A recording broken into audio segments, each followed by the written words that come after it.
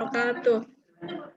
Waalaikumsalam warahmatullahi wabarakatuh. Apa kabar nih kalian? Sehat-sehat kan? Waalaikumsalam warahmatullahi Alhamdulillah. Alhamdulillah baik. Masih pada semangat dong ya. Siang-siang nggak apa-apa kita belajar kimia ya. Iya. Semoga kita semua selalu dalam keadaan sehat. Amin. Amin ya rabbal alamin. Oh ya, sebelum yang tidak hadir, Banyak ya. Banyak yang nggak hadir. iya Ini nanti juga untuk yang nggak hadir di itu aja ya, di list. Amin. Oh ya, pekan lalu kalian belajar kimia tentang materi mengenai sel volta ya. Nah, sebelum lanjut ke sana, Ibu akan memperlihatkan video pembelajaran nih. Kalian simak ya videonya. Belajar materi sel volta dan apakah sehari kita menggunakannya? Nah, jawabannya adalah harus banget, dan di kehidupan sehari sudah banyak banget kita menggunakan aplikasi dari materi sel volta ini sendiri. Yang pertama adalah ketika kita menggunakan jam tangan, kalkulator, kamera, handphone, dan sejenisnya, ternyata kita menggunakan yang namanya batu baterai. Nah, batu baterai yang merupakan sel kering ini adalah bagian pertama yang merupakan aplikasi dari sel volta. Nah, yang selanjutnya videonya segitu dulu ya. Setelah kalian nyimak video tadi, ada yang mau ditanyain nggak?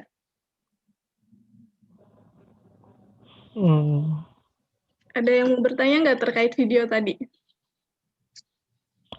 Oh, nggak ada yang bertanya nih. Ibu mau bertanya, salah satu dari kalian, ada yang tahu jadinya sel volta itu apa?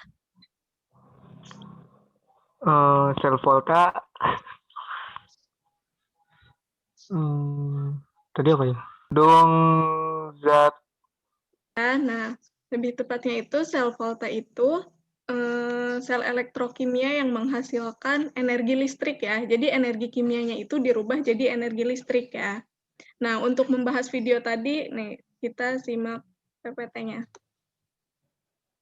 Tampil PPT-nya? udah. Kita bahas bareng-bareng ya. Nah, jadi materi kimia kita hari ini yaitu sel volta.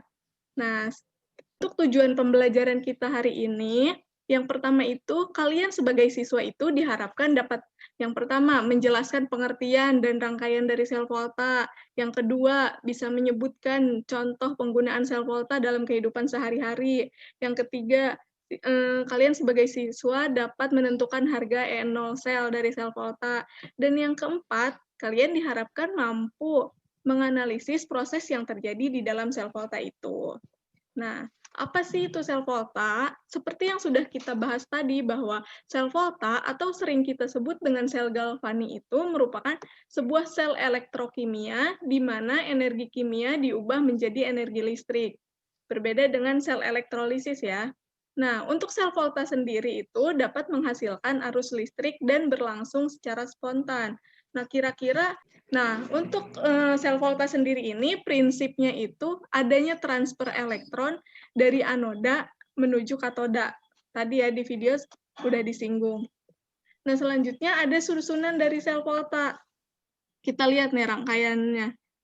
Susunan dari sel volta itu ada apa aja sih? Nah, di sini ada 2 elektroda. Di sini ada anoda. Anoda itu elektroda negatif ya. Nah, kalau katoda itu elektroda positif.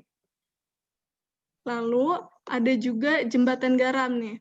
Jembatan garam itu tempat terjadinya pertukaran ion ya antara anoda dan katoda. Lalu yang merah ini apa? Nah, kan tadi prinsip dari sel volta itu adanya pertukaran adanya aliran elektron dari anoda menuju katoda. Nah, mengalirnya itu melalui kawat konduktor ini nih, dari anoda menuju katoda. Nah, lalu ini ada reaksi. Ini reaksi apa? Nah, ini reaksi setengah sel. Seperti yang kita tahu bahwa tadi di anoda itu kan tempat terjadinya reaksi oksidasi. Kalian sudah belajar bilangan bilox ya, bilangan oksidasi. Nah, jadi kan tadi dikatakan bahwa di anoda itu terjadi reaksi oksidasi, berarti terjadi kenaikan bilox ya.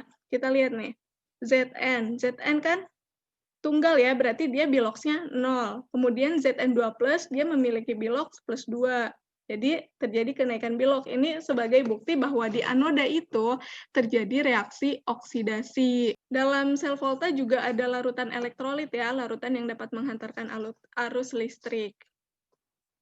Bukan apa sih? Nah, garis yang satu ini merupakan tanda dari perbedaan fasa.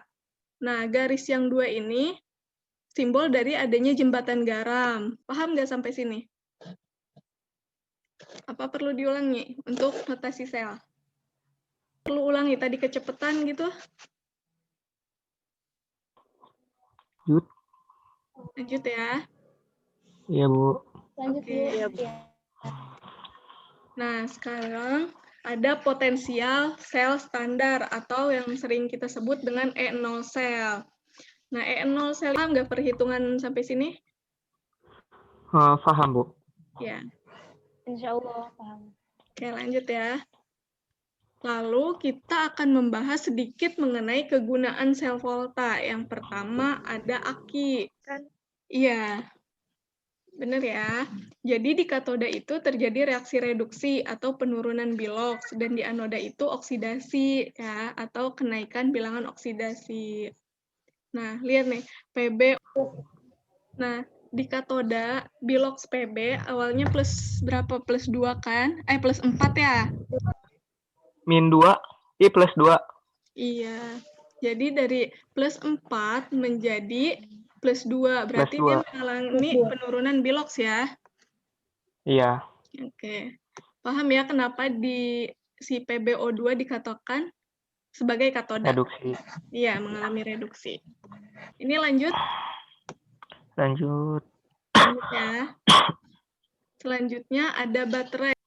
Ada jam dinding. Nggak punya jam tangan.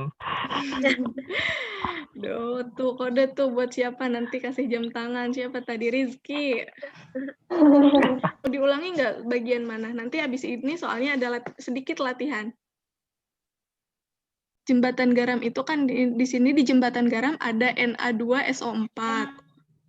Nah, Na2SO4 itu nanti akan jadi ion SO4 2- sama ion Na+. Ion positif. Jadi, ion negatif yang ada. Alhamdulillah, insya Allah paham, Bu. Ya, mantap. Nih, nanti LKPD-nya Ibu kirimkan Udah di muncul, Bu. WhatsApp. Nanti kalian sambil ngerjain ini aja ya. Tapi nggak apa-apa sambil on Zoom aja. Yang bagian-bagian sel volta sama fungsinya. Iya, boleh. Yang pertama, ada anode, fungsinya yaitu tempat terjadinya reaksi oksidasi. Kode, yaitu elektrode, tempat terjadinya reduksi. Elektrolit, yaitu zat yang dapat menghantarkan listrik. Rangkaian luas. Sel elektrokimia, di mana reaksi kimia berubah menjadi reaksi listrik. Nah, susunan dari sel volta sendiri ada anoda, katoda, dan juga jembatan garam. Pada pengertian itu, reaksi kimia berubah menjadi energi listrik ya, bukan reaksi listrik ya. Oh, iya, Bu. Iya, bukan reaksi listrik, tapi energi listrik. Yang gagasan sedikit ya. Jadi benar tadi bahwa sel volta itu merupakan sel elektrokimia yang mengubah energi kimia menjadi energi listrik. Jadi produknya itu listrik ya. Nah, susunan dari sel volta itu juga seperti yang sudah dikatakan teman kalian tadi, ada anoda, tempat terjadinya reaksi oksidasi, ada katoda, tempat terjadinya reaksi reduksi, ada jembatan. Nah, udah paham belum? Iya, Bu. Untuk pembelajaran hari ini. Paham. Ya. Siap paham, Bu. Insya Allah. Sudah untuk pembelajaran hari ini, karena sudah paham, kita cukupkan aja kali ya. Iya. Kan di grup WA ya, nanti kalian isi, nggak apa-apa ditunggu sampai jam 5 sore kok. pelajaran hari ini. Terima kasih partisipasinya. Kalian luar biasa semuanya. Semoga ilmunya bermanfaat ya. Amin. Amin. Amin. Mudah-mudahan bermanfaat. Ya. Oh iya, buat kalian kalau masih bingung tentang pembelajarannya, itu di grup WA ada video pembelajaran, bisa diulang-ulang ya buat memahami materinya ya. Iya, Siap, Bu. Bu. Assalamualaikum warahmatullahi wabarakatuh.